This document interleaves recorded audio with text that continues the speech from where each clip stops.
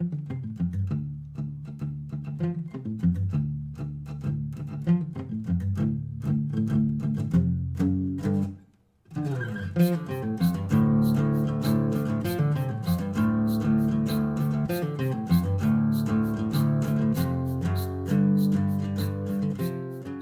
everyone, welcome to JoJo's World. Good morning, good evening, and good night. It's the daytime here. That's right, but it might not be where you are because of Time not zones. hemispheres, the rotation of the Earth. Yeah, it's the lateral, not the hemispherical difference that makes us and unites us. Well, I suppose it's kind of a rotating hemisphere. A rotating Yeah, well, I mean, we're all rotating Anyway. hemispheres. I'm Liam S. Smith, one of your co-hosts. Oh, and I'm Nick Ballantyne, the other one of the co-hosts. It's a mournful day here on JoJo's World. You're genuinely cut I'm up. genuinely shook by the events of today's episode.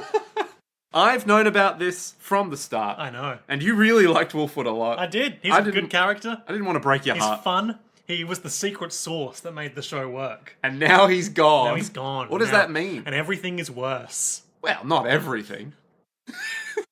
What's that thing from BoJack Horseman? Like from the funeral, not elegy. What's the speech you give at a funeral? I think it's something like, I haven't seen BoJack Horseman. Oh fuck! Of course you haven't. You've really got it. It's so you. I know. Everything's so me. He's giving the speech at what he thinks is his mother's funeral, and he says something like, What he thinks is his mother's "It's funeral? not important." Okay. My mother is gone, and I got a free churro or something like that. Nicholas D. Wolfwood is gone, and I got these donuts. All you got left are these load-bearing, plot-important They donuts. didn't seem that plot important if those were the donuts. Shit. But they are, because the kids came up, They're like, an "Hey." important symbol, but they're not important Because in Vash, themselves. Yeah, because Vash, like all humans. We're getting ahead of ourselves. Yeah. I had a A theory. no, Oh, an epiphany? not what I was going to say. While I was editing last week, Uh-huh. I Had a beer.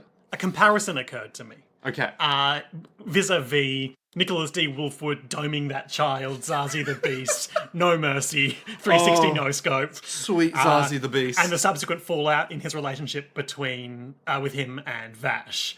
It's a direct parallel to Rem trying to talk down Rowan while what was the other guy? Joey. Joey ends up spacing them. Yeah. And obviously Vash was watching that directly and has got a lot of trauma associated with that, and that just makes it all the more meatier. Oh, it's all meat. It's all meat on the bones. Hey, would it help if I told you that our patrons, the beautiful, sexy, hot, delightful, and arguably deranged patrons who listen to us, Yes, it would help me. they've been sending us some correspondence. Okay. Strike 3 has told us So when you say our patrons, you mean one patron. one patron. One very who important we have patron. active correspondence with. Yeah. That's not true. Got a couple on Blue Sky too. Yeah. So, would it help you to know that in the manga, Zazie, the Beast. The Beast. Beat. So, in the anime, maybe something similar is going on, but in the manga, Zazie's actually a body-hopping parasite. I knew it! He's basically a bunch of insects like Oogie Boogie. And that's why he's the Beast. Exactly. Because he's insects. Yeah. Okay, well that makes some more sense. Yeah. But obviously, in the anime, he's not on screen for like explicitly 5 part seconds. of that. Yeah. And 9 in 9 Dwarves is a mech suit. But don't worry about it. 9 in 9 9? I don't know what he means. And 9 is 9 dwarves in a mech suit. I don't know who 9 is. I can't remember who 9 is. Oh, Grain the 9 Lives. The big robot guy. Okay, He's actually 9 dwarves in a mech suit. that's cool. Is it cool? Yeah, I like that. You like that more than a big robot? A big robot who doesn't say or do anything. Yeah. Yeah. And the Puppet Master knew Vash all along when he was young. Alright, that does nothing for me. Yep. Now, Liam, more importantly, Yes. you've confused Nick's a few going to characters. subject me to a humiliation ritual because I was wrong on the podcast recently. You were wrong once. And for it, you must be punished. You confused a few characters in Drakengard. Yes, the main character's sister has an incestuous lust for him, but it is not mutual. I think it's ambiguous. Now, I haven't played the game myself Okay. because who would? Because it's Drakengard. Okay. It's notoriously horrible to play. I would love but it. I have watched playthroughs. I would love if next episode I come on and go, yeah, so this guy who's... I feel like there's deliberate ambiguity there.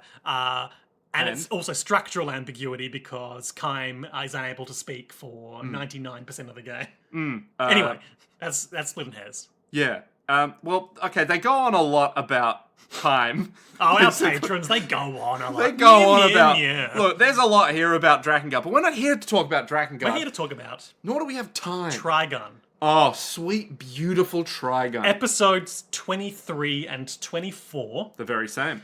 Of course, entitled... Uh-huh. Not Alternative. That was the second one last time. Well, you're doing well already. I don't remember the name of the first one. It's called Paradise. Paradise and Sin. Dun-dun. That's my stamping of the Sin kanji on the screen. 2 really significant episodes. One more than the other, I would say. Although, whatever. Uh-huh, yeah. Oh, this is, of course, JoJo's Word, our JoJo's Bizarre Adventure Recap and Discussion Podcast, where today we're talking about episode 23 and 24 Dragon. The very same. Yes. Now, where was the cat? Fuck you. In the first episode, the cat was on a guy's lap. Was that in the Wolfwood flashback, sitting on the sinister mare-looking fellow's knees? Ooh, very good. Do you know who that mare guy was? Is that the guy from the Quick Draw contest? No. Okay. He's just some random sort of benefactor guy. What the fuck, Nick? That's the guy. That's who he is. Okay, like, I with the obviously money. I knew that. Oh, well. I thought you were asking me if it was someone we'd seen before. I would never ask that. Christ almighty. But where else was the cat? In the second episode, where was it? I did specifically noted it in my mind because, again, the other humiliation ritual you subject me to. Yeah. I can't recall off the top of my head. He was in the town Okay. when we were passing by and whatnot. All right. Yeah. The whole episode was in the town, Nick. Oh, shit, you're right. But I'm more right, and that's what matters here. I'm gonna laugh if there's actually no photo of the cat this time. Shit, there's no photo of the cat. There's no photos of the episode. But there is a Japanese title card, a Pioneer English title card, and a Funimation English title card. No, Nick, I'm not saying... And no pictures of the cat. I'm not saying you should devote your life to maintaining the Trigun wiki. But I there's- feel like you would do a much better job of getting the important shots on The there. first few episodes were really good, and then they just sort of must have gone, fuck, there's a lot of There's a lot of episodes. Trigun. There's like 20 of these. Oh, They should God. have cut out the first 5 and just had like 20.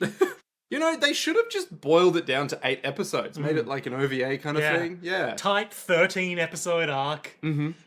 Cut Millie. How dare you? How fucking dare you? Amalgamate Legato and Knives into one character.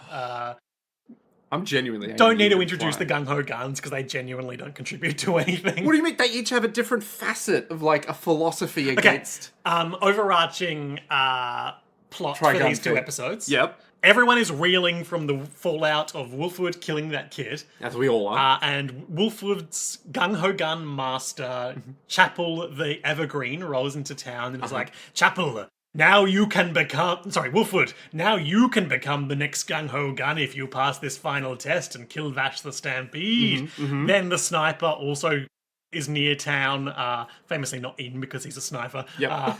And his only role in the episode is to split up Vash and Wolfwood so that Wolfwood can die. Wolfwood fights Chapel the Evergreen rather than kill Vash because he has had a moral reckoning and decided this is the path he wants to take. Yep.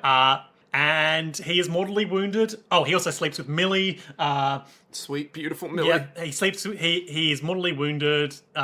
Stumbles to a chapel and ironic. And bleeds out and dies. And everyone is sad. Everyone is so sad. Everyone in the second episode is reeling from that. Where did all the kids go? What do you mean? All the kids who were in this town in the prior episode. In the prior episode? Zazie the Beast. Yeah. No, they live in an orphanage. Oh, no, it's a different town. It's a completely different town. You're thinking of the previous town. This is now That's true, a that different town had like a dome around it. So hang on. They were all furious at Wolfwood for killing that kid, and they all got into the car together and drove with him to the next town over. Yep. Okay, perfect. Everyone is reeling from Wolfwood's death. The Vash gives Meryl his whole backstory and leaves, puts on that fake smile, eats some donuts, and cries in the town square. He has a full breakdown at this point. Yep. Then hasn't the even had a bad full guys breakdown. show up, and one after another are like, "We're going to try and kill you, Vash!" They do a very bad job of it. Yeah. Horn Freak just shoots blasts of sound at Vash until he explodes himself. And then Vash goes and meets Legato up on a hill, has to contend with a bunch of mind-controlled villagers, taking surprisingly accurate pot shots at him. Always just whizzing his cheek or his shoulder fabric. Yep. And then they are threatening Meryl and Millie, who they've captured. And so Vash is backed into a corner and sees no other choice but to blow Legato's brains out. Yep. Just like Wolfwood would have done. He has no alternative anymore. And that's the end of that episode. Kaboom. Great. So maybe Vash is Some big moves. Yeah. Now, this does close the loop on the Legato arc. Uh-huh. Now, I did have a guess that I alluded to last time about Legato's role in the show and what it would drive towards, based on something you said a few episodes ago about the reason for Legato would become clear. The raison legato, if you will. I don't. Okay. So I'm just going to reach into the cabinet that we record on here, I mean, what the fuck is this? and I'm handing you this note. Fuck. Why, at every opportunity, are you making 9/11 jokes? A note that I wrote on the 9th of The 9th November, of November. 2025, At 3:48 p.m. Yeah. That is in an origami? Yeah, so if you would unfold that origami envelope, and this is where I thought they were going with Legato. It hasn't borne out, but I still think it's worth sharing. Legato will kill Knives so that Vash can win without betraying his principles. Look, you're quite off the mark. However, not a bad guess. Yeah. Yeah. I feel like it was either going to be this or that. Yep, fair. Yeah, no, he had, yeah, no. Yeah, that doesn't happen. But I had to honour my guess. Yeah, you had to. The humiliation rituals continue. Liam was wrong. Next episode's going to be an absolute nightmare. Our patron's going to be like, how could you justify doing a podcast for 310 episodes when you're so consistently wrong about things, Liam? Your media literacy really needs some work, you know, because I read the wiki and I knew that was coming, but you didn't. I watched a recap video, an analysis video of Trigun, so I knew what was going to happen. And Nick's known I'm about making this. fun. This is such a Liam move. Yeah. Nick has known about this for 20 years. A move that I pulled in this very episode, as a matter of fact, about Drakengard. Are we good people? Yeah. Okay, great. So, those are the eps. Yeah. We're at the end of the Legato arc. Yes, tell me a little bit about Legato, because... So, you probably noticed by now, Legato, for some reason in the anime, gets fuck all they don't explanation. give him a lot. And Yeah. he doesn't necessarily... If he was just his own thing, like he was just this guy who wandered in and out of the show to sow havoc or whatever, he doesn't necessarily need an explanation. He could just be a force of chaos and darkness that opposes Vash. But he's so intrinsically linked to Knives and all the gung-ho guns work for him, blah, blah, blah. It feels like there's some context here we're missing that it would be really good to have. So, in my humble opinion, we don't need any more context because he's effectively just the vehicle of... He's just the devil. Exactly. But he's the devil who works for the more important devil. Yes. And it's like, oh, he's just a guy whose whole point is to break Vash. I alluded to this some time ago. Yeah. And I still stand by it, even though something significant has happened. Legato, in the way he's depicted in the show, feels redundant with the existence of... Yeah. Between the existence of both Mid-Valley and Knives. Because they both sort of... Because Mid-Valley has like a leadership role in the gung-ho guns. Yep. And Knives is the Dark Master with the overarching goal. And then you've just got middle manager Legato as like...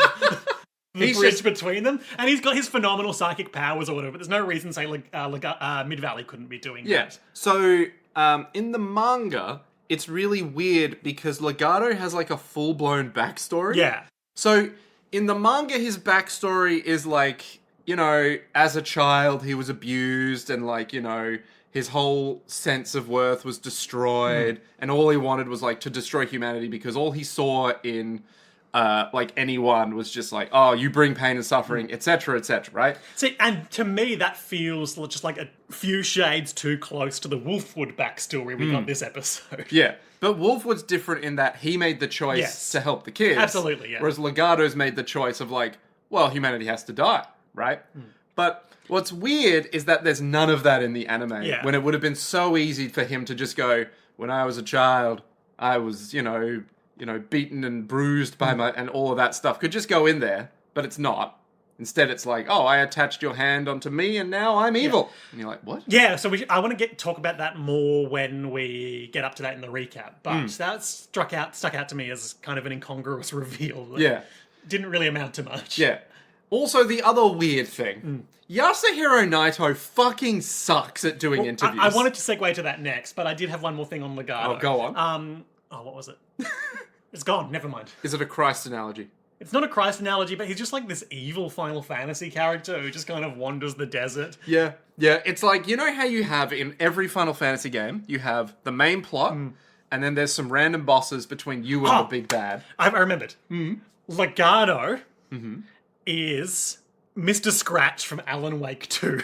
He's the evil version of Vash? Not in that literal sense. Okay. But he is like the antithesis of the protagonist who exists to challenge him, and crucially exists to be killed by him, setting the events of, I assume, the finale in motion.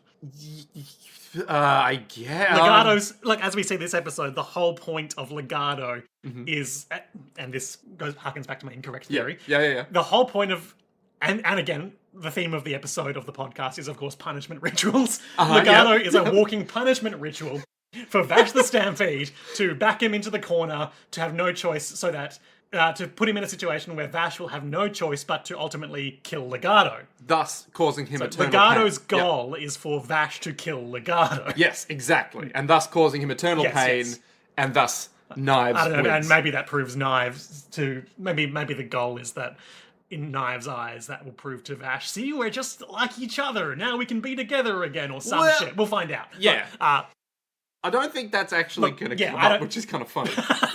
Now that you pointed out, I'm like, actually, that's not quite where that goes, but... Knives stops like 3/4 of the way through the climax, like, wait, why am I doing this? Am I just here to just kill you? Oh, I'm the Joker. I get it. Oh, I'm the agent of chaos. But anyway, That was meant to be Anyway. you wanted to talk about Yasuhiro Naito. I sent you some homework last episode.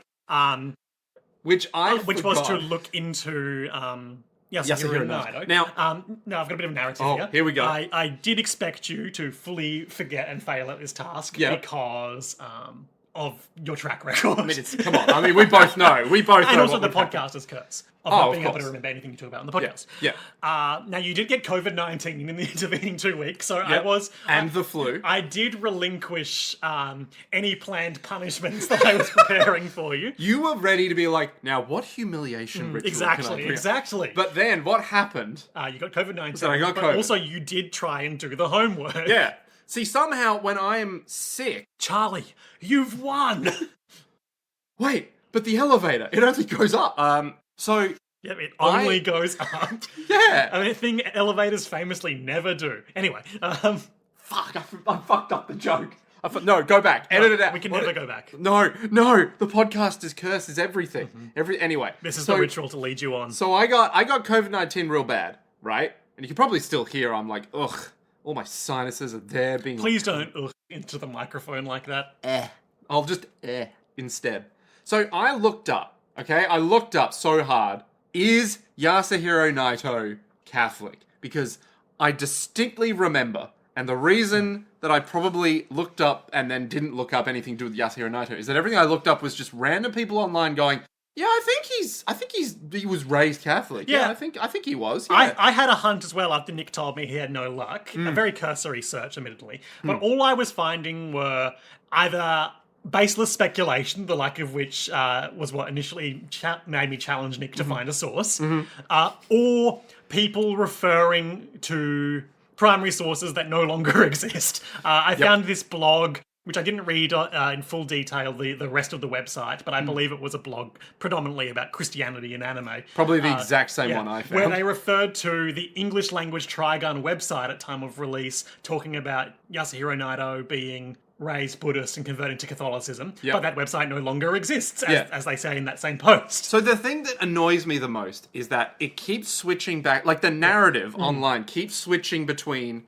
he was raised like Shinto, Japanese, normal Buddhism stuff, and then went to Catholicism, or he was raised Western Catholic.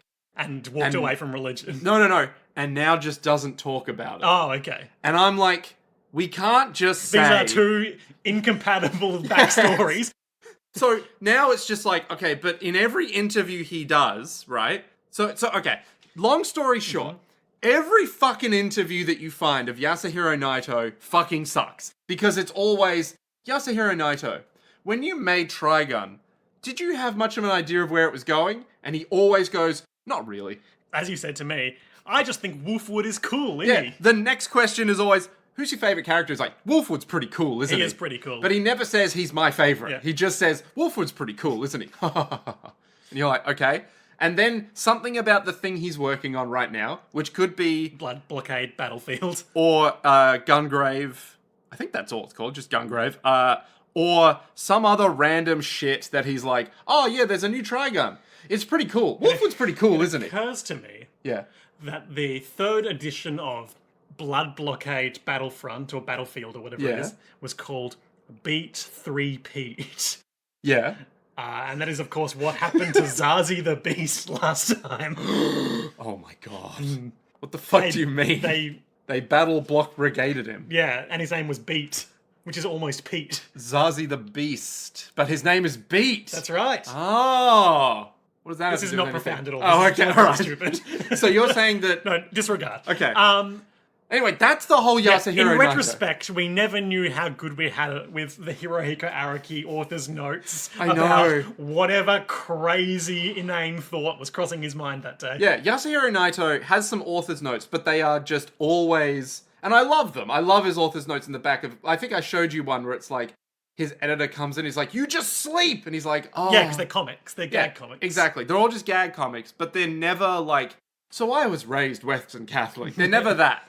Hirohiko Araki would be like, I was raised Catholic, and then I grew up and I started to think, is this real? I don't know. Anyway, I went down to the grocery 7-Eleven for some lunch, and I got a teriyaki bento. That's pretty nice, isn't it? The way the glisten happens is really weird, isn't it? The end.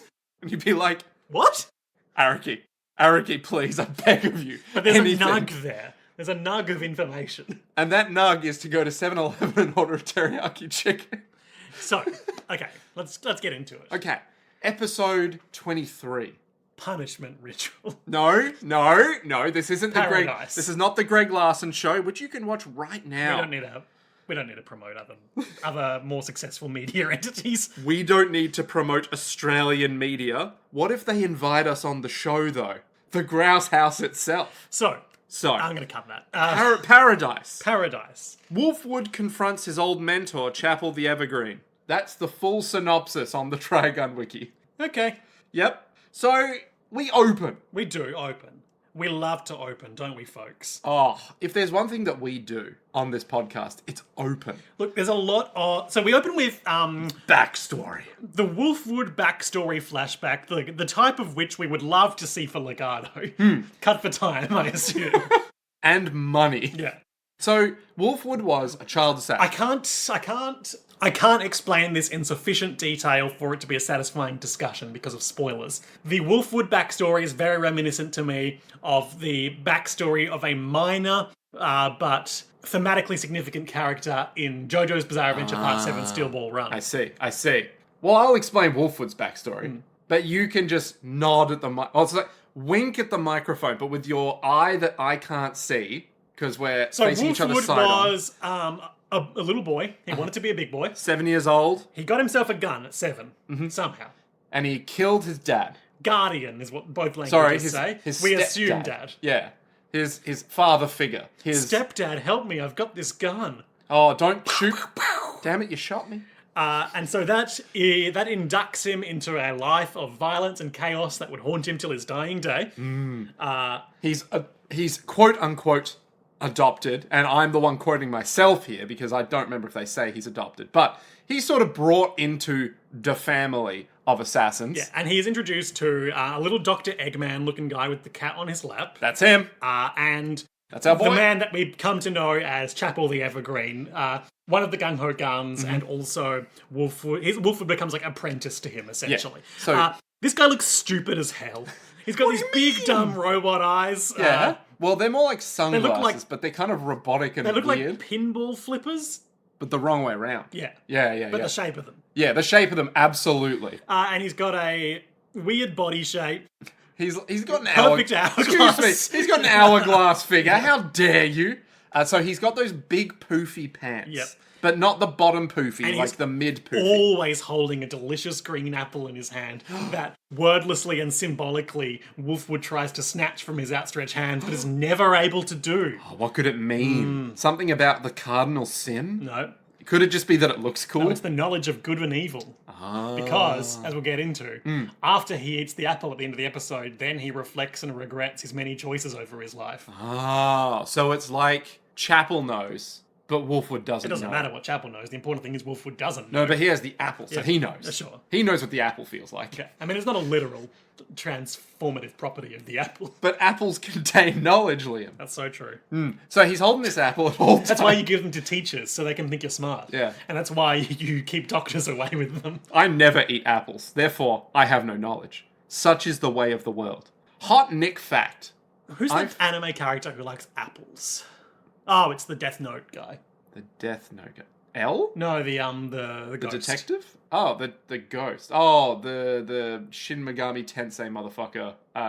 Big guy. That's right, the Shin Megami Tensei motherfucker. Willem Dafoe. Yeah. Haven't seen the live actions. No one has. Is he them? He is, yeah, he's the death god who's all like, No, but hey, why is don't it you ride genuinely that Willem death Dafoe? Dafoe? Yeah. Or does it just look like him? No, it's Willem. Okay. Well, it's a CG, but he does the voice. Sure. Yeah. So he's all like, hey, why don't you write in that there notebook, punk? And then he writes it. He's like, I'm not a goblin. And then he's all like, yeah, I'm a Republican. I'm hey, I'm the death god. Light is the Republican. Light is the Republican. He's like, I'm a strong conservative. He's like, fuck, you fucked up, man. I'm gonna hang out with this piece of crap for the next 30 years. I thought you'd just kind of drop the book because you thought that maybe the system didn't need to be reformed, but alright, you're really going all out on it.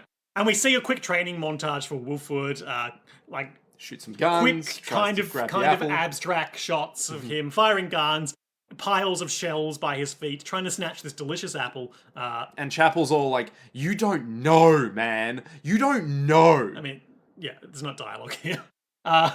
Is he not saying things like, "Oh yeah, I grew up, but I could never"? Yeah, be there's free. there's narration, but there's not in-scene dialogue. Yeah. And I love the time transition. It's very James Bond as it is. From bullet hole to bullet hole. Yeah, it is staring through the bullet hole of a firing range target, and we see young Wolfwood holding the smoking gun in his hand like a James Bond opening. Shot. Chapel standing over him menacingly, and then we transfer to another hole in the same dummy. And it's adult Wolfwood. He's a big boy assassin. We learn that he is the owner of an orphanage. Yeah, he's Kiryu's mentor, whatever his name is, from the Yakuza series. Yep. What's his fucking name? It's not Nishiki, because that's the brother guy. Yep. Or the bro, rather. It's not Majima. Kazuma Kiryu. No. Oh. Kazuma? Kazama. Oh, fuck. Is there... Jesus Christ. Okay. Kazama or Kazuma is the... Kazuma. Shintaro Kazuma. Okay. And he's the guy... He's not the detective. K-A-Z-A-A-M-A. No, it's his dad. It's his dad. Have I ever played a game where his... Have you played Yakuza 1? I played Kiwami, but I don't know if you meet him early on. He's in Zero as well. Oh, then I must have met him then. Or at least he's talked about a lot in Zero. I don't remember if he appears directly. Yeah, Kazuma Shintaro. Anyway, he is a Yakuza assassin who, to absolve his guilt about being a Yakuza assassin, opens an orphanage where he cares for the children of the adults he kills. Wolfwood is all like, I'm making a good choice. Yeah. Even I can do good in this world. I'm getting this money from being a evil assassin, but I'm raising all these kids in this harsh landscape. I've got to make bad, harsh decisions, but I can protect them from it. I didn't want other kids to grow up like me, so I started my own orphanage. It was gratifying work. I was actually doing something for the good of others. It was my place of peace and happiness.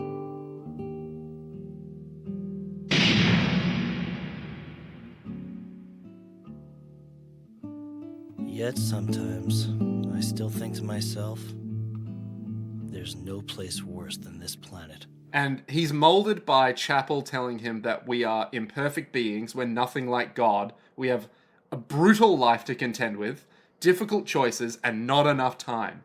So just be practical and just get the job done. Do it. Shoot the guy. But sometimes I still think this planet is the worst. It's a horrible planet. It's kind of a Donald Trump cadence to that. It's a horrible planet, isn't it, folks? The worst. Horrible planet, the worst. Every time I wake up in the morning, I think to myself, how do I get off this barren rock? So you are right, it is a different town from the previous episode because they are now in, if not the same town as was previously alluded to, another town with a big fountain in the centre with the word knives scrawled in red. Oh, he can't help himself. He's on his brand. He just wants to murder everyone. Which, to be fair, he has said he wanted to do every episode. Yeah. Everyone's kind of split up. Vash is staring at the knives monument and having flashbacks about all the people that have died. Yep. Wolfwood is fixing up his motorcycle because I guess it's time for him to leave because they've become incompatible. When who should arrive behind him but Chapel the Evergreen? Chapel the Evergreen? Wolfwood hears him coming and his fingers start to shake. And he's all like, Oh shit, the it's boss Chapel. man's here. Yeah. And Chapel's all like, you haven't done it yet. He still can't snatch the apple either. Oh, he hasn't learned anything. Chapel's all like, you haven't done it yet, have you? You haven't killed that motherfucker. You were meant to guide him to knives, but the mission's changed. Now you need to kill Now him. you need to kill him. And Wolfwood's all like, what? But I don't want to kill him. But Knives told me to bring him, and we learn that Wolfwood has been... A puppet all along. Oh my god. But not a Leonoff, the puppet master puppet. he's been not a Mid-Valley, the Horn Freak puppet. Through a not complex Legato. chain of command, has been working for Knives all along, Mm-hmm. even though he's obviously had a fair bit of freedom in how he conducts himself day to day. Yeah. He was meant to protect him so that Vash would reach Knives post-punishment. That's right. So he's helping with this humiliation ritual. And arguably, and this isn't the text, but it's possible, Mm-hmm. arguably all of their little bickering about, can't I just kill him? It'd be much easier if we could kill him, Yeah. could be part of that attempt to, weaken Vash's resolve. Yeah. But Vash, strong lad, strong conviction, force of will.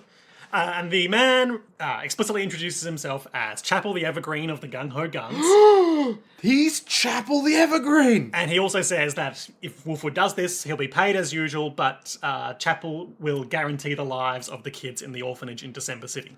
Just a little blessing. Yeah, twist the knife a little bit. Like, remember those kids that we know about? Yeah, they'll live. No, they'll live. They'll be fine. And in doing this, Even Chapel wouldn't kill a child. Wolfwood will ascend to the rank of Gung Ho Gun. And we all know what that means, don't we, folks? Wink! Bit of a cutaway as the sniper rolls into town. This character is not important, so I'm just going to gloss over it. But essentially, He's rad as fuck! he walks to the outskirts of the town, lays down his huge sniper rifle, Multimeter sniper rifle. and then activates his camouflage cloak, Yep. which goes invisible, blends in with the dirt beneath him, but his hat does not, nor does the huge gun. Look, the poncho's got the tech. Nothing else Yeah. is going to have the tech. So that was a funny moment. You literally were just like, what the fuck is the point of that? And I went, what? I mean, every bit helps, but... Yeah, you can't see the man. And really, if you can't see the man, what are you seeing? Wolfwood walks past Vash. They have a quick moment, but nothing substantial happens. Yeah. He's smoking, being like, And do I have to kill him? he's agonizing over the choice put before him. Do I kill a friend? Could I abandon a friend? Millie comes to see him. Oh. Meryl and Millie have made sandwiches, and she's brought him sandwiches. Mr. Priest? Oh, good. I was hoping I'd find you here. I thought you might be hungry, so Meryl and I made you sandwiches, and I'd be very happy if you'd eat them. Oh, yeah, and you take your coffee black, right? And Wolfwood is all like, hey, why haven't you said anything Why aren't about... you judging me for killing that kid? Yeah, why haven't you said anything about that whole, killing the kid thing? Classic centrist Millie is like, well, I think you were right, and I think Mr. Vash was also right. I don't want to pick a side because you're Decisions are both hard. You're both correct. And she doesn't know what she would have done, and he's furious because, you can't just not make a choice in that situation. Because Chapel the Evergreen has taught him that. But also, I mean, he's inarguably not wrong in the fact that in that circumstance, the hostage taking, the Zazie the Beast circumstance, not making the choice is still making one of the choices. Yeah, but it's also the philosophy of if you just make a choice, right? Like, it can go either way, but someone has made the choice to try to do the best thing. Yeah. Whereas Vash is like, there is always an alternative, right? As the super genius that I am, that will make sure that people will live. That's his whole, philosophy. And Wolfwood's I understand like, that. that's dumb as fuck. And then Millie's there like, I'm young. I'm young. I know Mr. Vash has lived his entire life like that. Lots of flashbacks again. You both have done first-year philosophy degrees and are now hardened in your, like, worldview and are just like, no, this is what it is. Wolfwood is continuing to agonize. He's basically having a breakdown, like, am I doing the right thing, blah, blah, blah. Millie goes to him. The coffee is spilled and goes unremarked upon. And holds him. I had no alternative. I had to choose one or the other. It's so strange. Where did I go wrong? I've always chosen the right path, haven't I?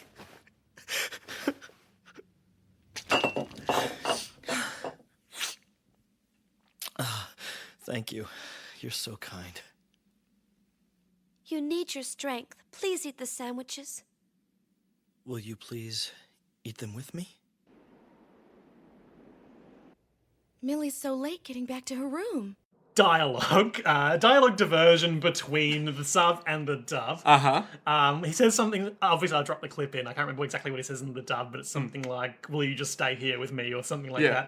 In the subs it's, you smell nice. Yeah.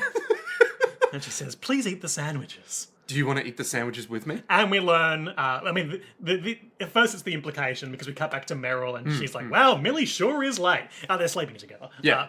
Well, now they've slept together. Yeah. Because they're in love. Well, now they're in love. No, they've been in love for a while. Well, now it's been a while. So... And then, immediately after that, we cut to Wolfwood shirtless in his room, Millie sleeping in his bed, again, staring out the window, continuing to agonize. Still smoking non-stop. It's bad for the baby. It's bad for the baby, but you've got to smoke after sex in cinema. That's part of the visual language.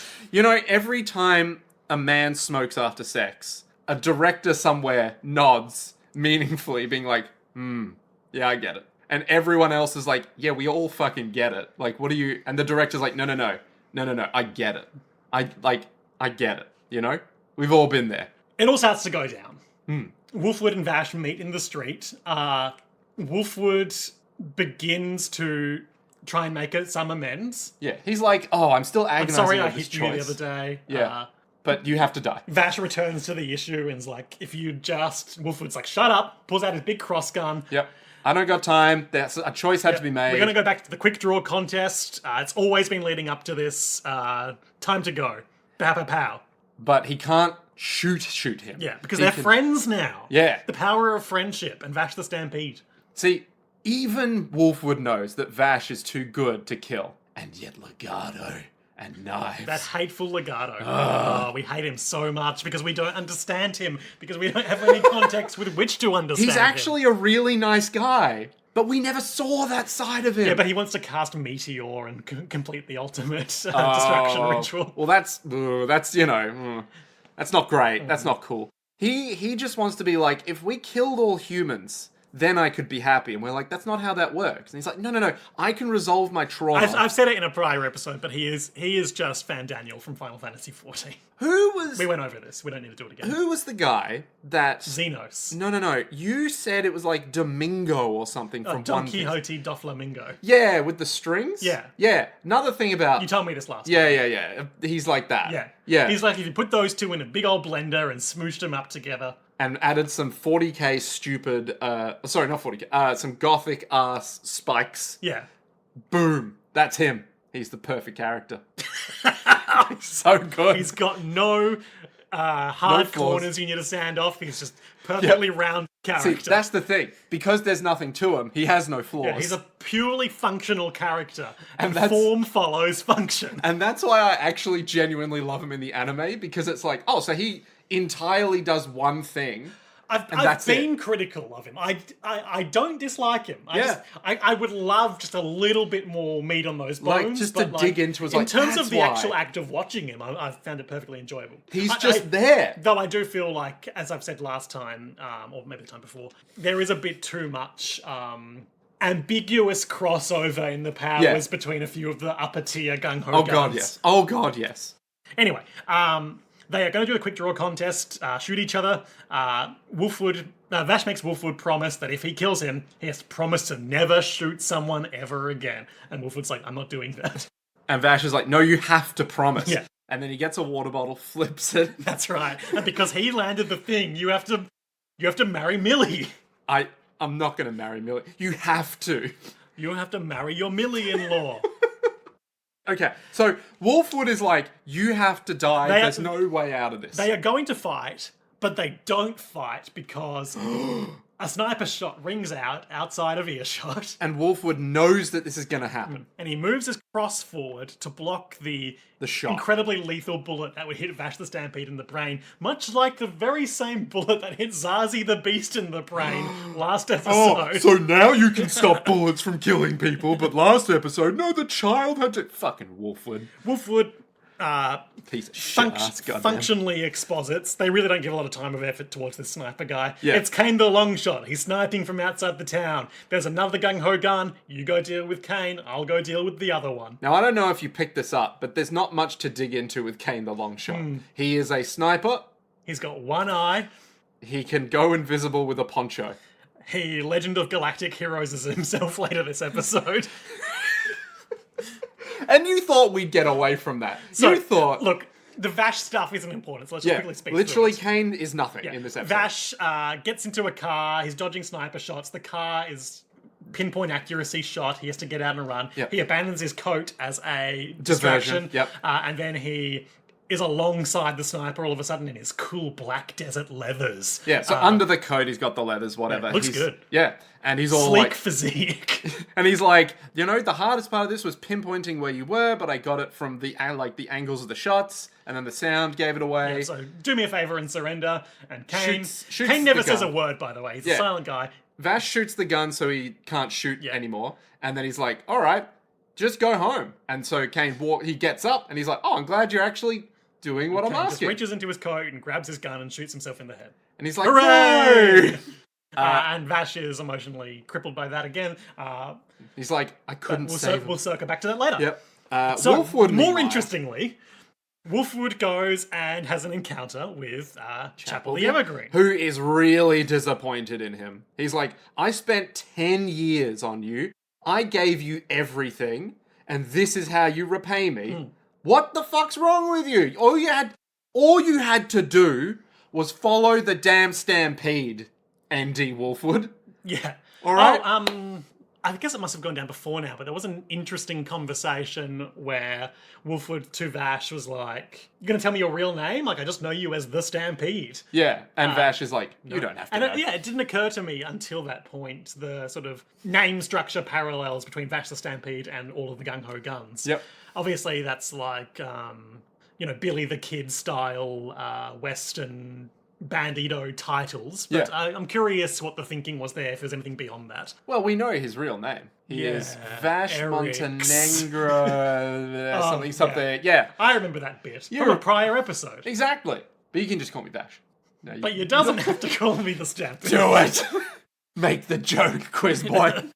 So Chapel the Evergreen activates his big cross, which turns out different from Wolfwood's. It splits into two machine guns that he, Rambo style. Yeah, so the long bit's the rifle. You know that, the under bit's the gunny I think you bit. should leave sketch where the guy has the two rifles? mafia wigs and he's doing finger guns. The mafia wigs? Yeah, because the Tim Robinson character, they're putting together wedding gift baskets. And the Tim Robinson character has a bunch of surplus props from his failed Mafia movie, including Stanzo brand fedoras, plastic meatballs, etc. Oh, I don't remember this. No. And at the end of the episode, just some guy, non-speaking actor, they're doing a slow-mo shot on him wearing a big, greaser Mafia wig and pretending to fire two guns. Right, Same posture as what Chapel the Evergreen is doing. Yeah, big Rambo-ass thing. Yeah. And quick scene cutaway. Interesting shot. I actually want to go into this a little more. Meryl goes to Wolfwood's accommodation, and one of the many abandoned houses they just make bedrooms in, and sees that Millie is sitting in her lemon pajamas. Yep. In a fetal position. Yeah, We've all been there. She looks so huge, curled up on the bed in the fetal position. It's really unnerving. She's this lone beacon of light in the dark room. Meryl's like, "You okay, Millie? Is everything okay?" And she's basically crying and covering her head from the gunfire sounds, being like, he told me not to leave until it was done, so I'm not leaving. Until it's done. Mr. Wolfwood! I hear gunfire! Millie, what are you doing here?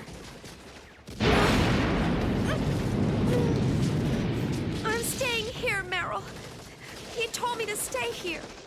He made me promise. So I'm not moving until he comes back. And she knows. Yeah, so until... Everyone knows he's going to die. I think it's like, I won't leave until he tells me that I'm allowed to leave. Yeah, because love and saving each other. Which, I'm pretty sure you immediately clocked in, oh shit, he's gonna die. Totally. Yeah. Anyway. So, Wolfwood is having a great gunfight. Yeah, he gets driven into a bar that has been prepped as a trap by avoiding gunfire, and basically it's been soaked in liquor, and Chapel sets it ablaze. Wolfwood has to keep going. It's a cool maneuver. I don't really need to dwell on it too much. Yep. Basically, it ends with him lying on the ground, Chapel being there with his guns, and then them having a duel, basically. Yeah, classic Western stuff. However, Chapel doesn't want to kill Hang on, Wolfwood. I think you're skipping ahead a little. Oh? Because first, Wolfwood outshoots Chapel. Oh, you're right, and Chapel takes is the taken apple. to his knee and takes the apple. Ah. That's delicious knowledge of good and evil. Oh no, I'm evil. He has symbolically surpassed his mentor and literally surpassed him by shooting him. Yep. But there's a weird catch here, which is that Yeah, we don't get any happy endings. Yeah, Chapel actually didn't want to kill Yeah, Wolfwood. and we see the classic uncertain face and sweat of someone who's being puppeteered by Legato Blue Summers. Yep. Is that his name? Yeah. Okay, I can't remember if that was one of the ones I made up or not. Legato Weather Report, we can That's call right. him. Why not? Legato Aquamarine. Oh, so good. So, Chapel raises the gun. And Wolfwood is walking away, hears it, looks back over his shoulder and has to swing his cross around, cut away, cut to the two suns in the sky, cut to the grave of Cain the Longshot that Vash the Stampede has made in the desert, burying his body and using the huge gun as a crude grave marker. Yep. And he had to break the rifle up into smaller pieces so that it didn't go 5 meters into the sky. I really like this little sequence. Vash is sitting on the car, agonizing over failing to save Cain the Longshot. Wolfwood walks up, and in this whole conversation, it's a quick conversation, but in this whole conversation, we only ever see Wolfwood in that classic anime framing of camera cutting off just beneath where the eyes are on the head. So we can only see his nose down, and he's like, you know, mortal men are bound to make mistakes. You failed this time, be more careful next time. Vash continues to agonize, and Wolfwood says, well, that's also part of being a mortal man. Suffering. Yeah, and Vash is like, oh yeah, mortals. Yeah. Man is born a mortal being and we all make mistakes. It's part of the game. Just be more careful the next time. It's hard for me to accept making mistakes like this.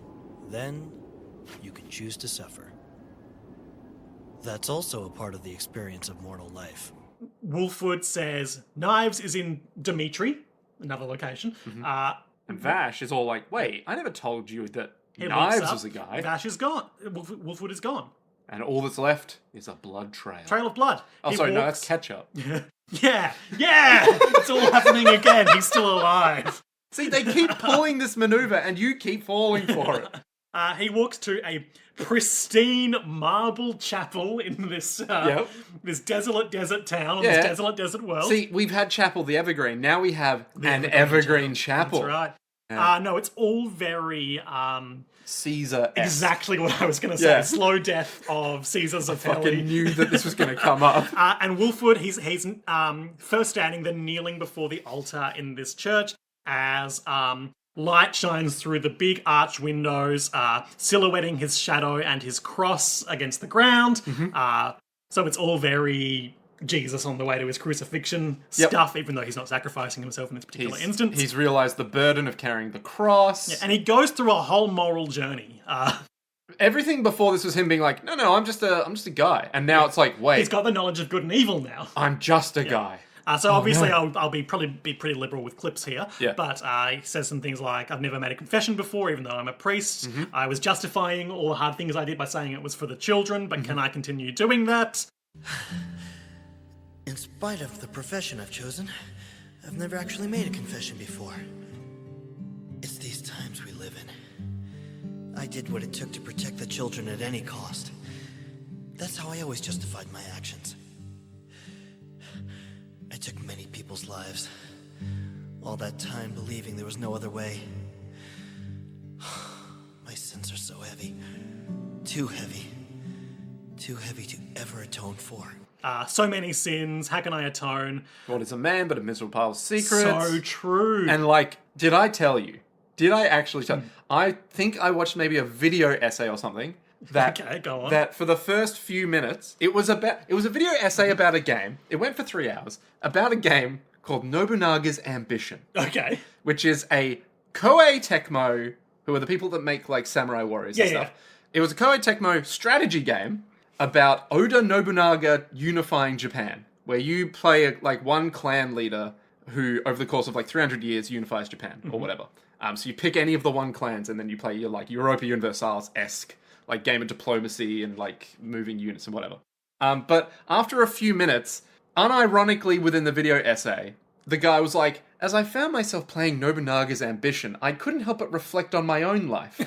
And when Dracula said, what is a man but a miserable pile of secrets? I think he was maybe talking about how we reflect upon ourselves. And I went, what the fuck are you talking about? Like, he just says some bad translation. Like, what the fuck are you talking about? And then I watched the whole thing because I needed to know. Of course. Never explained. So, Great game, though. obviously it's not foreshadowing because we are actively watching Wolfwood bleed out here. Yeah. But he has stacked so many dying man signifiers in this scene. Yeah. He's gone to church for his first confession. He's silhouetted with the cross against the floor. He's lit a final cigarette. Exactly what I was going to say. He's lit a final cigarette. He's got, I think, 5 one-liners. He slept with Millie. Yep, he got multiple, faded headshots on A, the cross that he has, and B, the big stone cross that he's looking at in the church.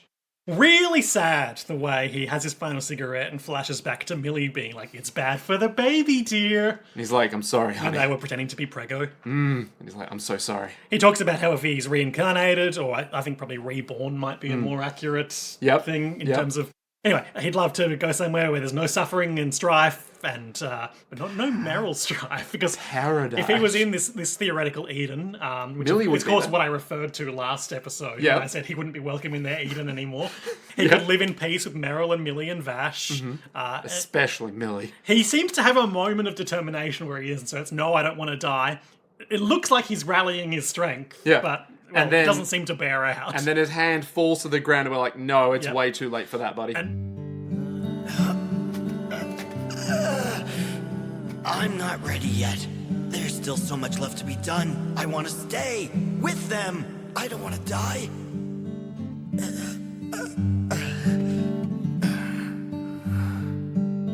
And I know it's a sad moment because he's looking up at the cross and he sees, silhouetted against it, the visions of Meryl and Vash, and then a final one of just Millie against the cross. But I think this is a really funny image out of context. Just staring up at a crucifix in a church and having like 90s anime-ass character design silhouetted over it.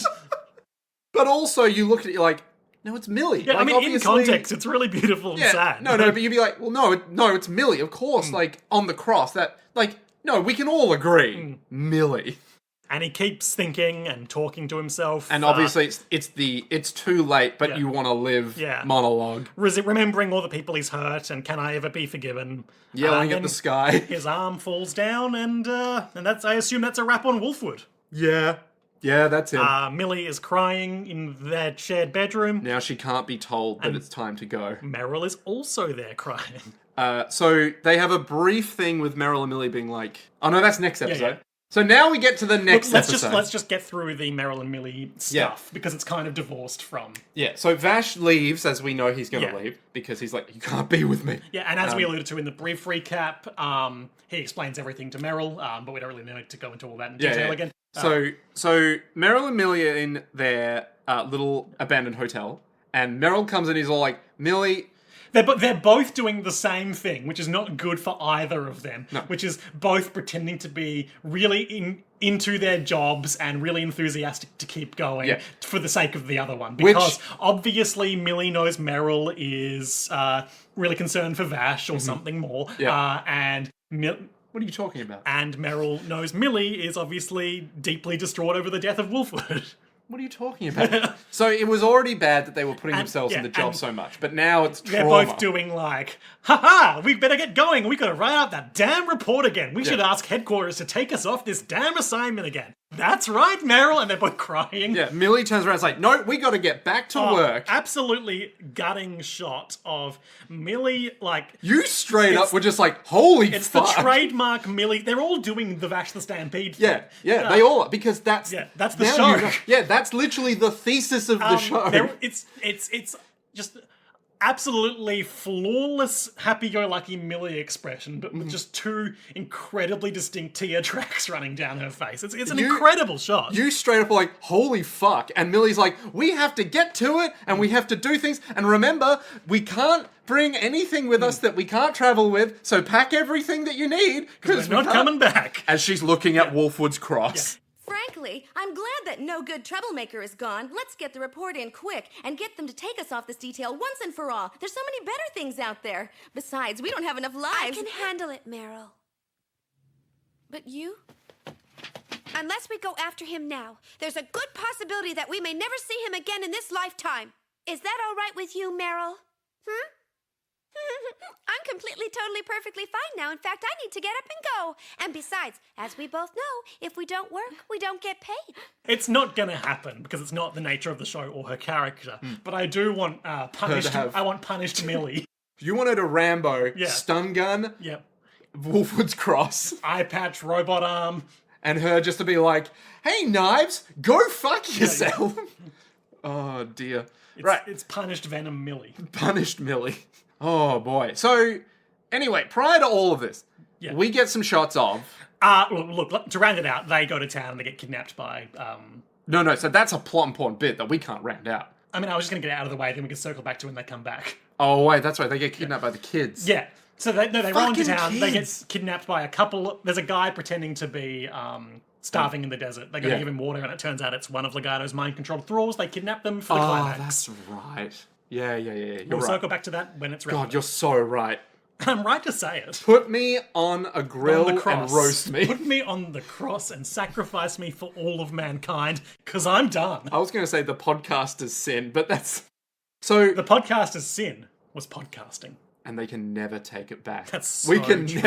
never be allowed back into But the Garden of also, Eden. the podcast's confessional is podcasting. Who's the guy listening to us? God. Are you implying our listeners are Do God you or think our God would make a patrons? podcast so good that even the devil would listen to it?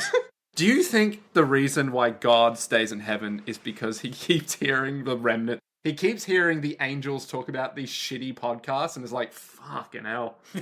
Just... Okay. I don't need to hear about it. There's a really sort of Sailor Moon-esque cold open here.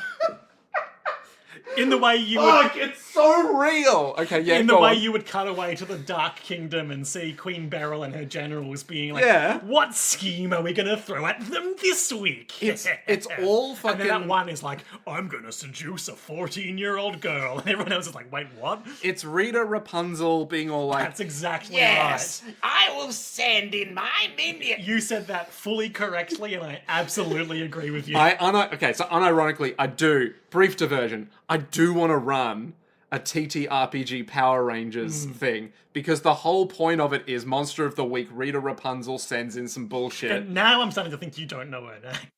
Wait, is it not Rita Rapunzel? Pulsar. Fuck! Sorry, Captain Zed. General Zed? Captain Zed. The guy with the big Lord, Zed. I think. I'm less familiar with him. Big Zed on forehead. That's all we need to know. Yeah. Oh, and flesh. And sick muscle, bro. And that guy who's like a Wizard of Oz flying monkey or something. Isn't that Repulsa's minion? Yeah, he's like guy? Goldar or something like that. Yeah.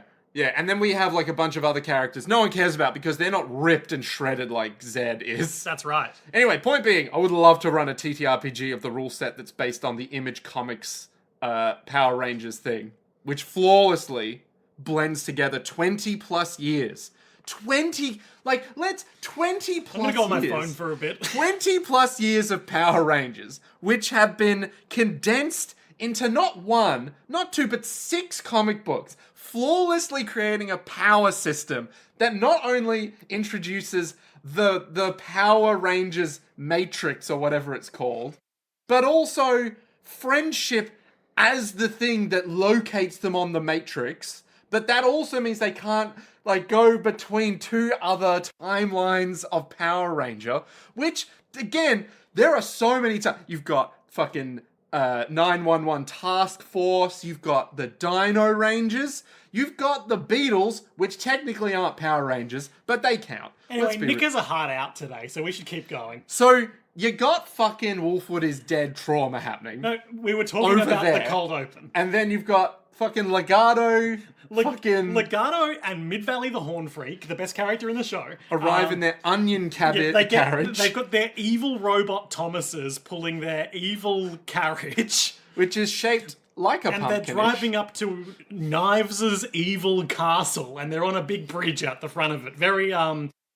Wizard of Oz, evil fortress of the Wicked Witch of the West. Yep. And Chapel the Evergreen is standing at the entrance of the big And evil he's door. like, you caused the death of my beloved apprentice, so I'm gonna betray you now. Is this a chapel? And Legato uses his mind powers to instantly incapacitate Chapel by bending his arms back and smashing his head against the floor.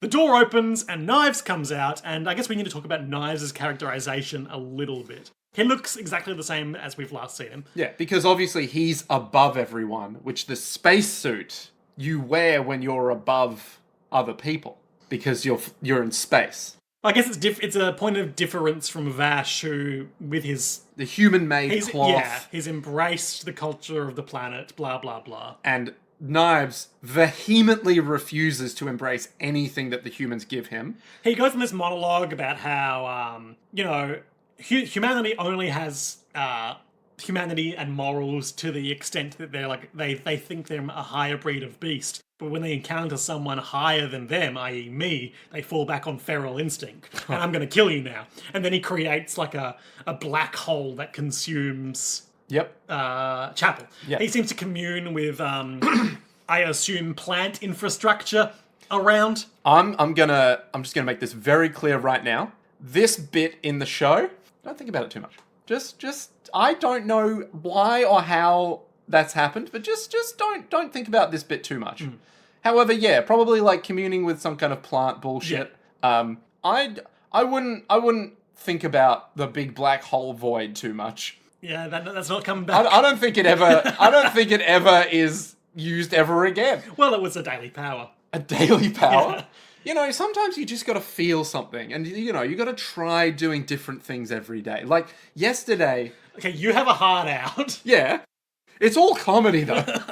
I'm checking the time, don't you worry. Vash is in classic episode 1 Vash mode. The closed eyes, the happy-go-lucky, the speaking French. He's fully regressed after the death of Wolfwood. He's buying some donuts, he's sitting down, he's enjoying life. Talking to himself loudly. A populated city. I'm so glad to be here. Bonjour, donut. Mes amis, I'm going to eat you. Yum, yum, yum, yum, yum. And we pan over a bunch of like mundane affairs between the rest of just this people town. going about their business, chatting to each other, little boys talking about their crushes, people talking about buying new fabrics, blah, blah, blah. Being like, I'm a bit nervous we're going to miss the sand steamer if we do this. And he just has a full-on emotional breakdown and starts crying. This is incredible! Super tasty! It's so good to be alive! Come back! Mom says she's gonna buy some new toys. Hurry up! Have you been to Maggie's store? She has new bolts of that nice fabric you like so much. I had no idea. She didn't. Thanks a lot. I'll help you out. Which girl is she? Never mind, I'll go tell her myself. At least tell me her name. Look, it takes 3 days to get there by sand steaming. Forget it. Trust me, you've got absolutely nothing to worry about. It'll be fine. All right, you say so. I'll tell you what, I'll give you some I'm gonna get you for that. Watch where you're going, Linda. Might as well just sell me. These are good. These are really good. Drops them donuts, head in hands, flashbacks. And he literally just breaks down. Yep. He's like, I can't. Why does it taste so good? Why am I allowed to live while other people are dead, you know? I can't believe that I'm alive. These delicious donuts. Yum, yum, yum. He feels the progressive left-leaning politicians' guilt about being alive. Okay. Anyway. I'm not going to touch that one. And then two boys come up. Yep. And they're like, "Why are you crying, sir? Are you crying because you're a failure who let Nicholas D. Wolfwood die? Vash the Stampede?" What are you saying, little boy? Anyway, everyone in town is under Legato's mind magic, and then they all fall unconscious. And Vash is like, oh, Legato. And then Legato's there. Legato's there. He's like, "Hey, Vash. How you doing?" And Vash is like, not good. Oh, I'm sorry to hear that. How about some death? I've got big emotions too. Do you want to kill all humans? I'm sad too. I can feel sadness. I got ennui. You like French, right? Fuck you, Legato. I'm really entranced with this version of Legato who wants to be Vash's friend. Hey Vash, why don't you just put someone? Can I have some of those donuts, Vash? No, you're Legato. You're evil. You can't have the donuts. But what if the healing power of donuts? No, fuck you, Legato. Look, okay. What actually happens is... he begins taunting him immediately. Vash does draw his gun. But he can't bring himself to shoot Legato. Legato's talking about... Because that betrays principle. You're a hypocrite because you believe that even though you aren't directly... Okay, this is what Legato's saying. I don't think I agree with this read of Vash's character in world. Yeah. Just because you didn't pull the trigger doesn't absolve you of the people that actually died, i.e. the guns who died in the aftermath of you defeating them, of Wolfwood, of various other people who died as collateral from your actions, even if you didn't directly kill them. He's saying this to Vash. He's putting it to him, saying, "You think they're." Just because your hands aren't dirty, bro. I feel like Vash's whole thing is he feels like his hands are very dirty.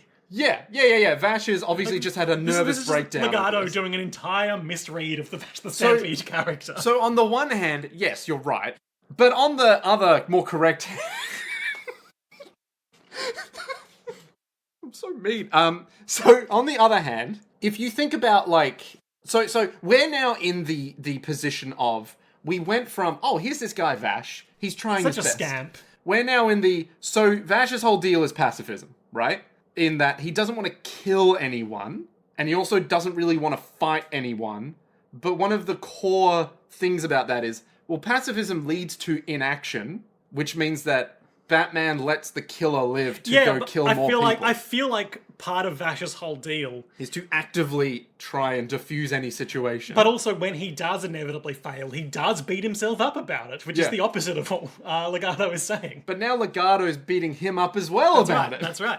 Look, and then Legato reveals that Legato's left arm is Vash's left arm. Obviously, Vash has had this robot left arm the whole time. Did we see Vash lose that arm in the show? Because I remember he shot off Knives' arm in the flashback. No, Knives shot off Vash's arm. Oh, okay. So when he was going to shoot, the reason why he was thrust back on the wall... That's right, because he had the black gun in the other hand. Exactly. Yes, I got that confused in my head. So the prevailing anime theory is that when Legato attaches the arm onto himself, he gets some of the plant powers. Because in the manga... And that's why he's got all this mind energy. Yeah, so that's why he has all the telepathy and stuff. But in the manga... not so much. Obviously, I don't have any Legato backstory. Yeah. My read on that, even though I didn't really understand it, was that he was grown from what was Vash's arm or something like that. No. So he just attached the arm onto himself and is like, great, there's a piece of me on you now. But I think it's just to get the plant powers or something. Well, I like my version better. Yeah. Out of Vash's arm, Legato grew. Well, that gives Legato, like, a... deep connection. An origin that is more diverse from Wolfwood's and, kind of, as you say, it irrevocably, like, entrenches him in this whole situation in a way he is just kind of not. Why can't Legato just be a little guy? Why can't you just let him be a lad? So then Legato is like, hey, I'm going to wait for you on top of that hill, good luck. And then Mid-Valley the Horn Freak is there to speak for the humans, for the evil humans, being like, yeah, you're both monsters, not me though, I'm Mid-Valley. I fucking rule. Anyway, I'm going to try and kill you now. Yeah, so everyone leaves town because Mid-Valley is like, Vash. Well, crucially, everyone doesn't leave town, but there is general panic. Yeah, everyone leaves the battlefield.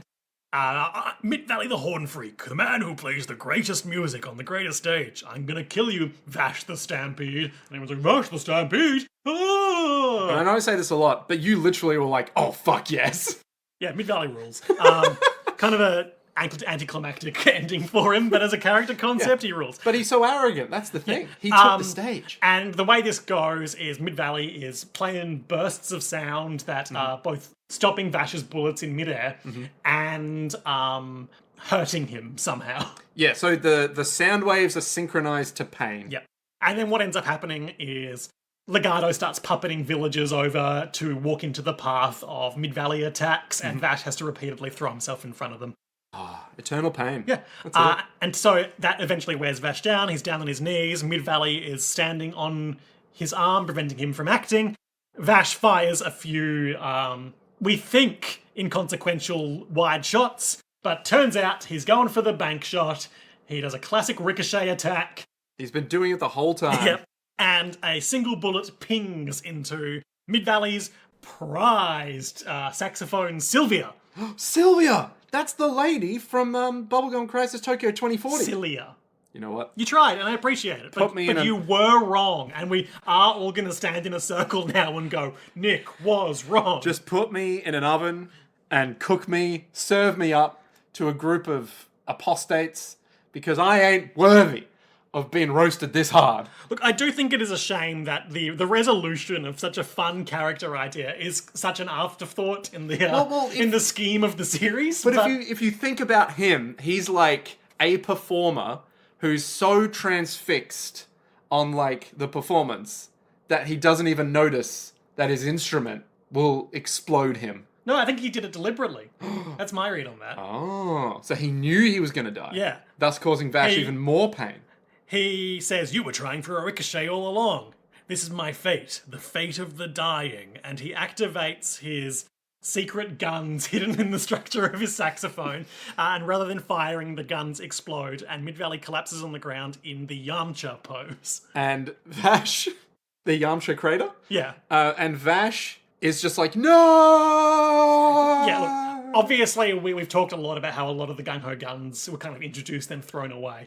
I feel like Mid-Valley would have been a good one to give his own episode. Because then he could have a bigger philosophical impact than... The impression I have of him is that second to Legato, he is the leader of this band of merry freaks. Yep. And to treat... again, it comes back to the thing that I said earlier about there's just it's kind of too top-heavy in terms of villains with Legato, Mid-Valley, and Knives. Yeah. You need more episodes to let that breathe, or maybe reduce the characters. Yeah. We don't got time for that, because we got to go to Legato. So Vash, resolute, heads to Legato, who's monologuing on the top of a cliff. Yep. Maybe I'll drop in the monologue here, but it didn't do a lot for me, so maybe I won't. Yeah. He turns around, and Vash is approaching, and he's all like, well, Vash. It looks like... And Vash just shoots him. Not lethally, but no, of course not. He does get some hits in. Vash would never kill anyone. So many sad things happen to me because of you. Everyone you meet dies, blah, blah, blah. Vash holds a gun up to his head, and then Legato's like, oh, Actually, great moment. So, Legato tries to make Vash do the Angel Arm Death Star cannon again. Yep. What is it? The frame of his white revolver pops off. Not a revolver. It's a revolver. And the arm starts to mutate again, but then through sheer force of will, Vash is able to do what he couldn't before and force it down. His arm returns to a normal arm, and the gun, still uncased, but is now a mundane gun again. If I were Vash, I'd just get rid of this gun that helps helps his arm turn into a Death Star cannon. Yeah, but what if it comes in handy later? It's a Marlin special. And then Legato but Legato stands perfectly still for this whole sequence, other than when he kneels down. Yep. He has a whole bunch of villagers with pitchforks and guns, I would say 30 meters away. Yep. And they just stay over there and take pot shots at Vash every now and then. Because they're baiting him. That's right. Yearning him to die. The whole setup of this scene is, first, you need to kill me or these men are going to kill you. He says, go ahead. It won't bother me. An egotistical being like myself can't be allowed to live. He's full nihilist cultist. Because so to make it very explicit, I'm pretty sure because in the manga, he hates humans, but he himself is a human. Oh my god. I mean, yeah, this is part of He's just too. Like, I hate this. I just put on your left arm because you aren't by his side. He's like trying to be surrogate Vash for Knives, but knows he never can be because he'll never be enough. Yep. Vash does not obviously doesn't take that bait because it's his whole thing. So he raises the stakes by having the villagers throw down, trust up Meryl and Millie, and then they spend, I would say, about 30 minutes just like sinisterly looming over them. And the girl's like, no. And they're screaming for help, and Vash has the gun up to Legato, but he can't pull the trigger because that takes free will. Oh my god. That's a thing in Christianity. What are you driving at? Something about free will in Christianity. Okay, well, why don't you cook on that and come back when you've got a cogent is thought? is Legato the apple? No. Damn. If anything, he'd be the snake, right? No, Knives is the snake. As a tortured metaphor, anyway. Yeah. Anyway, so he kneels down, very pushing his own face into the barrel of the gun, like, come on, do it. Come on, Vash, just shoot me. I want this. Come I now, crave choose this. of your own free will. I'm not gonna make you shoot me. Just shoot me. Oh, and he gets some licks in at Rem, being like, every worthless ideal that woman taught you. Maybe it's only reasonable since you've lived for over 100 years. I thought it said 100 lives. And he's just like, oh, come on. I'm not forcing you to shoot me. Shoot me, Vash. Rem was a worthless human being, just like me, but unlike you, you're better than us, blah, blah, blah. Etc., etc. And Millie and Meryl are just screaming for help because all the pitchforks start coming down slowly. Vash raises to his feet. He's crying. He's not having a good time. The girls are screaming. And he keeps having these flashbacks to everyone with, like, conflicting ideologies of Rem saying no one has the right to take a life, Wolfwood being like, you gotta make a choice. Millie being like, it's so sad, isn't it? And like... Legato closes his eyes and smiles. Shot of Rem in the dream space that we've seen her in. Yep. The dream memory space. Sun going down and Legato voiceover. I know my master. I will make him suffer. I will make Vash the Stampede suffer eternal pain. And then blammo. Yeah. Vash pulls the trigger, Knives, elsewhere in silhouette, smiles, end of episode. So yeah, Vash lost. That's the end of Trigun. Woo boy! Good shit. Holy dolly. So Vash is going to live in eternal pain knowing that he can never not kill her. He was already doing that anyway. Oh yeah. But now he's Vash is like, well, I've broken the fucking seal, let's go. Blam, blam, blam. You know what, all you villagers, you might have been under control, but you didn't have to do it. I think I've got a taste for this now. I'm an orc. Weird segue. Last night, I watched Silent Night, Deadly Night Part 2. Okay, never heard of it. Which is about a guy who cracks at some point because, like, he had trauma around his parents being killed by, like, a guy who was dressed as Santa Claus. Sure. And he grew up in, like, an orphanage, nunnery. Nun was like, punishment is absolute. Just like Nicholas Wolfwood. Exactly. But he cracks and is all like, punishment is absolute, punishment, and starts going on a murderous rampage. This is the backstory of the serial killer dad from season 2 of Riverdale. Yes? Yeah, maybe. Actually, maybe. Unironically, maybe. It's crazy.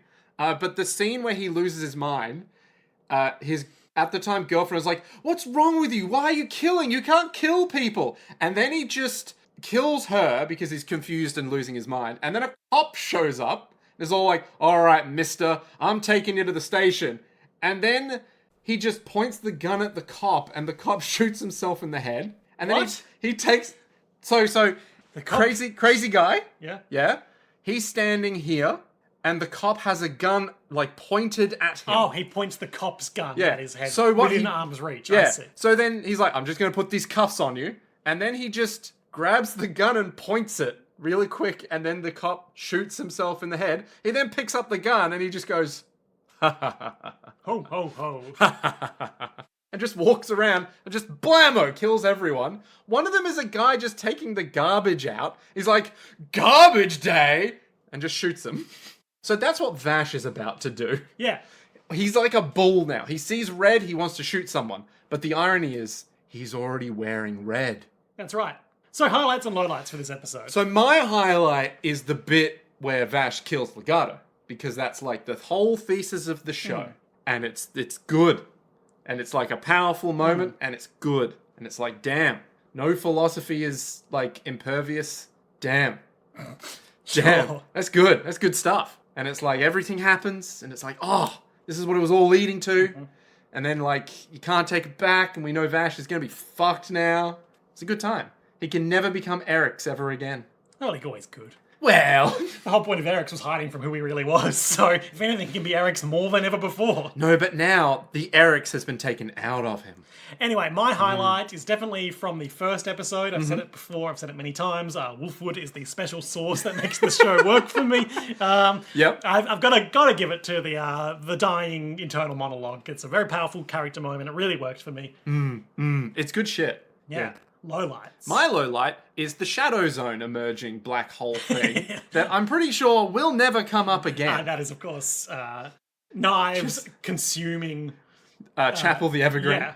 Because, A, it's also, like, it's just dumb in that it's a plant thing probably, but also I don't think it ever comes up again. Sure. But it's just Chapel just gets a raw deal. Look, I think similarly my lowlight is having Chapel turn up there just to be killed because we didn't get a lot of his character for obvious reasons. He only showed up last episode. Well, technically, Shut if we up. count his feet. You know what I mean? Shut up.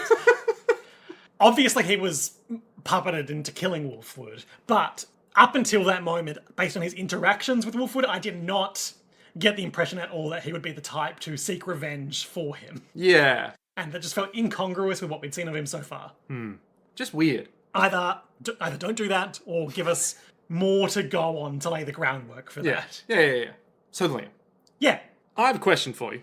It's an important question, but I need to preamble the question first. We have reached... I'll go on my phone again. We've reached the end of the show, obviously. Yeah, final 2 episodes. And basically Vash is a broken man now, right? He's taken a life. He's killed someone. Well, time will tell how that plays out. Yeah. Now, Turns out my gun was unloaded the whole time. I actually shot Legato with rubber bullets. That's right. Oh, wait, no. That beautiful man, Wolfwood, put rubber bullets in my gun. So I'm actually guilt-free. But, spoiler warning, no, they're real bullets. They're absolutely real bullets. However, I want you to tell me, Nick Ballantyne, not Wolfwood, what you think is going to happen in the last 2 episodes of Trigun. Okay. Well, They are entitled Live Through and, oh god, it's a long-ass title, Under the Sky So Blue. sure. Which is obviously REM stuff. I ain't saying Like shit. in terms of the song, like that was what that was about, right? Was that the lyrics of the song? I the hate REM that song? I hate that song. I can't remember anything about that song. So look, I guess the key things at play here are we've got to resolve this knives situation. We've got to have Vash agonizing over what he's done. Got to have Meryl and Millie reacting and resolving their fairly limited plot in the overall run of this show. Could they ever resolve it, though? Well, they've got to come to terms with Vash after what Yeah. happened, Yeah. doing that to save him, and they will obviously be concerned about what they know that will do to him. What side do you think Meryl and Millie are going to take? Millie will be ever the centrist, and she's like, I don't know what I would have done in that situation, but you saved us, and you did what you felt like you had to do. Okay. What do you think And you're Meryl... still my friend, Vash the Stampede. Ooh. Okay. Interesting. What do you think Meryl's going to say? Meryl's difficult.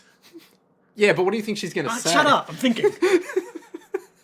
Think about the go-getter that she is. I'm considering 2 options. One, which is that, obviously Meryl finally confesses her true love for Vash the Stampede and pulls him out of his nihilistic funk. What are you talking about? Or alternatively, over the course of the next 2 episodes, and this is the reason the show ends, like the narrative concludes sense, things get too far, too out of hand for Meryl, and she resigns from the Vash the Stampede commission. The Bernardelli Insurance Company or the job of Either Vash? or. Yeah. Either or, the insurance girls cease to follow Vash the Stampede because it's been too much. Oh, no. Too much pain and suffering.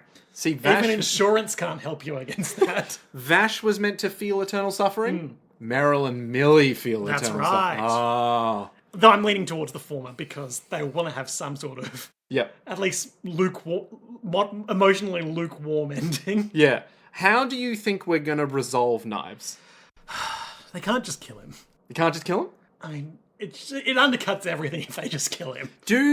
Important question, So you think they're not going to kill Knives? Obviously, my previous prediction was that Legato would feel betrayed by him and then kill him. and then So it's obviously off the table now. So they would pull a Dexter in that Vash wouldn't have to make the hardest choice. Which is what they've been doing with all the gung-ho guns so far. Yeah. But now it's like, oh, actually, there's no way out of that one. Like, the Kill problem Legato. is, other than just killing all humans, we don't really have, like, a that's a pretty bad target for what Knives wants to do.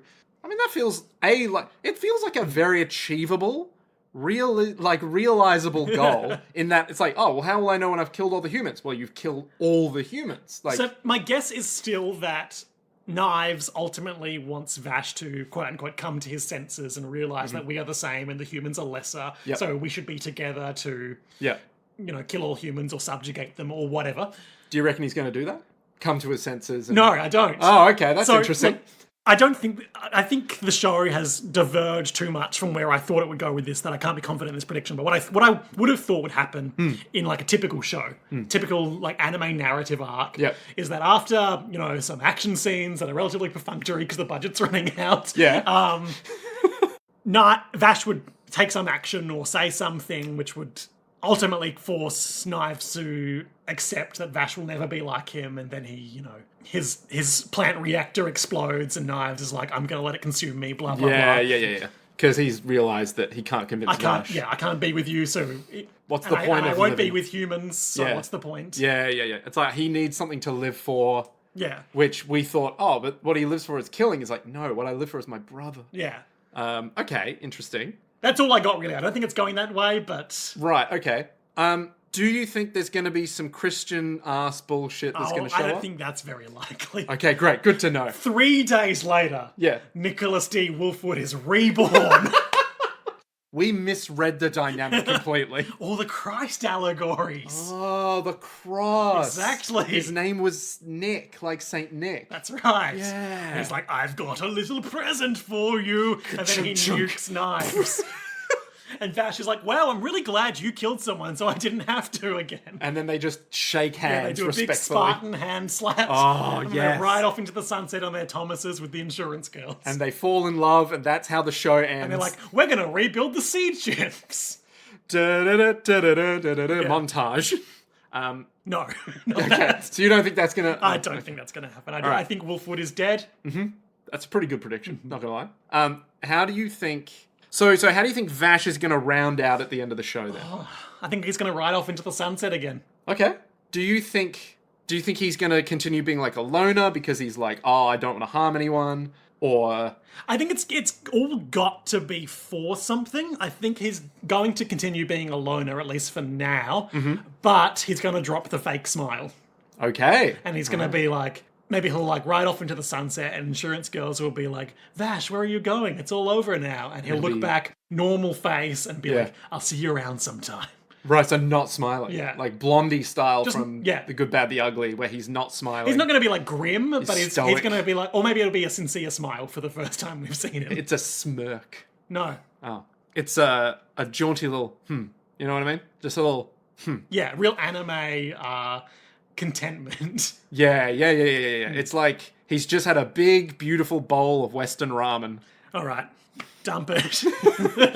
Cut the show. So that's that. That's that. Oh, God, I'm so keen. God, I'm so fucking keen. Well, I'm literally vibrating with we'll keenness. see it all, and I've done it all next time on JoJo's World. Potentially we'll do the movie. I don't know. Haven't decided yet. Movie's not too bad, but it's not amazing. It's just sort of like, oh, yeah, okay. Well, but I'm keen to start watching the new one. Yeah, but you know what? When we finish. You know what the movie does have? Plants. Yes. Thomases. Yeah. You know what else it has? Wolfwood. Yes. So we know it happens before, just like the Cowboy Bebop movie. We know it happens before everything starts going to shit. Yeah, and you know that it has absolutely no bearing on the plot because Wolfwood has to stay alive for him to die later. Sure. So nothing can change. People can change. Let him hold the... Let him hold the cross. Let him hold the cross. Let him hold the millie. People can change. Knives has slicked back hair. They're trying to make him look for... Are we just He's a piece of shit. Are we just going to quote all the Tim Robinson sketches that apply to Wolfwood? Yes. They're trying to make him look fake. Knives is like, Vash the Stampede, he used to be part of my Dangerous Knights crew. I can't be hearing about no knives, okay? Okay, dump it. We'll find out all of that and more next time on JoJo's World. But until then, To be be continued. continued.